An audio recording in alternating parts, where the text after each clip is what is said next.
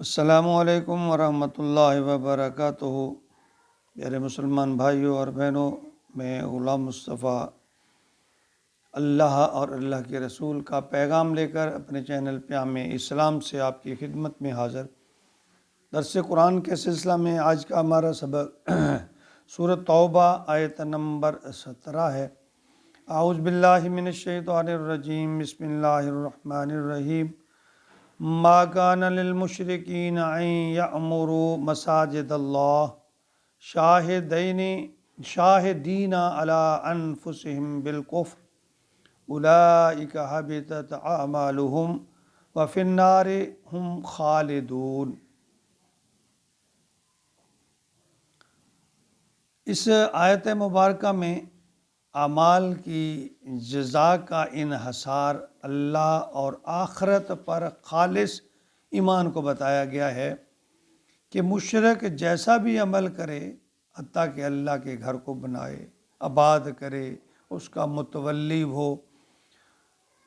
اسے اس کے بنانے میں یا آباد کرنے میں یا متولی ہونے میں ذرا بھی فائدہ نہیں ہوگا اگر اس کا عقیدہ شرک پر ہے، یہاں تک کہ وہ شرک کو ترک کر دے اور توحید پر عمل کرنے والا بن جائے۔ تو توحید پر ایمان لانے کی وجہ سے ہی اس کے عمل جو ہے وہ قابل قبول ہوں گے۔ اگر وہ عمل نہ لایا، توحید پر اس نے عمل نہ کیا، تو اس کا کوئی عمل قابل قبول نہیں ہوگا۔ فرمایا ما کان للمشرکین، مشرکوں کا یہ حق نہیں ہے، انہیں نہیں حق پہنچتا ان یعمروا مساجد اللہ، کہ وہ اللہ کی مسجدوں کو آباد کریں،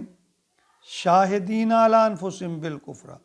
حالانکہ وہ گواہی دیتے ہیں کفر کی۔ اللہ فرماتے ہیں ان کے دل، ان کے دماغ کفر کی گواہی دیتے ہیں، تو ایسے میں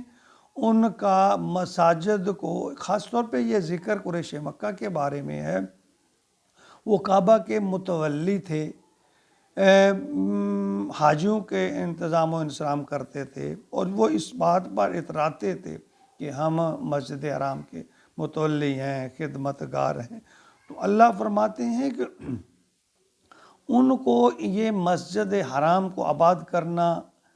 یہ حاجیوں کی خدمت کرنا ان کو کوئی کام نہیں آئے گا، کیونکہ ان کے دل کفر سے بھرے ہوئے، وہ کفر کی گواہی دیتے ہیں، اللہ کے احکام کو علن اس کے خلاف ورزی کرتے ہیں، جھٹلاتے ہیں۔ اللہ فرماتے ہیں اولئک حبطت اعمالہم، یہ وہ لوگ ہیں جن کے اعمال ضائع ہو جائیں گے، وفی النار ہم خالدون، اور ہمیشہ کے لیے وہ ہم آگ میں تپیں گے، آگ میں چلے جائیں گے، جہنم میں چلے جائیں گے۔ یعنی وہ یہاں یہ بات واضح ہے کہ وہ یہ نیکی سمجھ کر یہ اعمال یعنی نیک اعمال، بظاہر جو اعمال نیک ہی تھے کہ جب حاجیوں کی خدمت کرتے، خانہ کعبہ اور حرم کا وہ انتظام کرتے، صفائی ستھرائی، لیکن اس کے باوجود اللہ فرماتے ہیں مجھے ان کے اعمال کی کوئی پرواہ نہیں ہے، ان کے اعمال میں قطعاً ان کا صلہ نہیں ملے گا، کوئی جزا نہیں ہوگی جب تک یہ ایمان نہیں لائیں گے۔ یعنی وہ کہتے شاہدین علی انفسہم بالکفر، یعنی وہ کفر پر ڈٹے ہوئے، ان کے دل گواہی دیتے ہیں۔ جب تک انسان کے دل میں سے کفر نہیں نکلے گا، جب توحید اس کی کفر کی جگہ نہیں لے گی، اللہ پر بھروسہ نہیں ہوگا، اس وقت تک انسان کے اعمال قابل قبول نہیں ہے۔ یعنی اللہ فرماتے ہیں کہ اعمال کی جو جزا ہے اس کا انحصار اللہ اور آخرت پر خالص ایمان لانے کو بنایا گیا ہے، کہ مشرک جیسا بھی عمل کرے، حتیٰ کہ اللہ کے گھر کو بنائے، آباد کرے، اس کا متولی ہو، کوئی چیز اسے فائدہ نہیں دے گی اگر اس کا عقیدہ شرک پر مبنی ہے۔ جب تک وہ شرک کو ترک کر کے توحید پر جب تک عمل نہیں کرے گا، اللہ فرماتے ہیں مشرکین اور قریش مکہ کے لیے، یعنی اللہ فرق وہ اس زوم میں ہیں کہ وہ مسجد کے متولی ہیں، حاجیوں کا انتظام کرتے ہیں، حرم کی دیکھ بھال کرتے ہیں، صرف اسی وجہ سے وہ انہیں دوسروں پر برتری ہے، فوقیت ہے۔ یاد رکھیں جب تک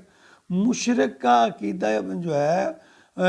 وہ باطل پر ہے، یا وہ عقیدہ باطل کو جب تک نہیں چھوڑے گا، ان کا کوئی بھی عمل قابل قبول نہیں ہوگا۔ ہمارے ہاں بھی یہ بہت سی ایک خرابی پائی جاتی ہے کہ لوگ درگاہوں درباروں پر بیٹھے ہیں، متولی بنے ہوئے ہیں، اور وہاں چرس بھنگ بے راہ روی سب چل رہا ہے،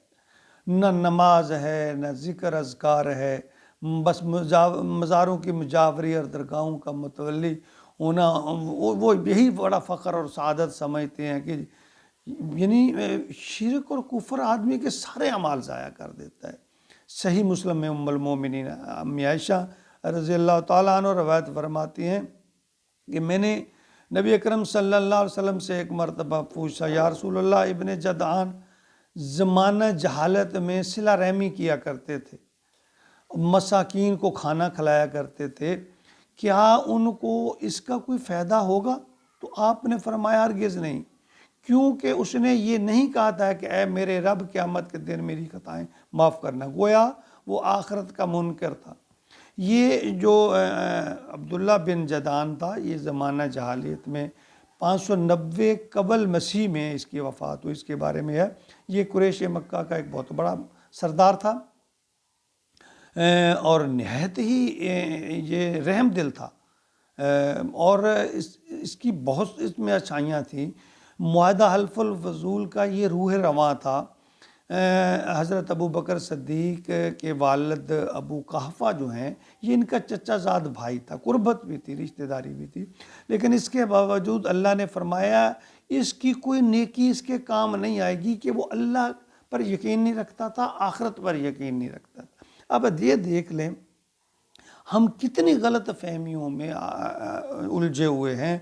کہ ہماری فلاں سے نسبت ہے، ہمارا فلاں سے تعلق ہے، فلاں ہمارا مرشد ہے، ہماری وہ ہو گئی، ہماری سفارش ہوگی۔ دیکھیں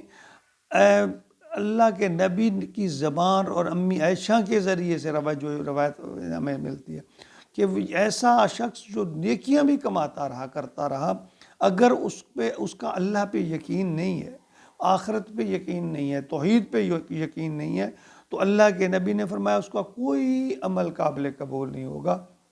ہمیں اس خول سے باہر نکلنا چاہیے، اعمال کی طرف توجہ دینی چاہیے، خود نیکی کی طرف جو اللہ نے ہمارے اوپر ذمہ داریاں، ارکان اسلام ہے، انسانیت ہے، حقوق العباد ہے، ہمیں خود ان کی طرف بڑھ کے اپنی ذمہ داریوں کو پورا کرنا چاہیے، تبھی ہم اللہ کی رضا کے مستحق بن سکیں گے۔ اللہ تعالیٰ ہمیں سمجھنے کی توفیق عطا فرمائے اور عمل کی توفیق عطا فرمائے۔ وما علینا الا البلاغ۔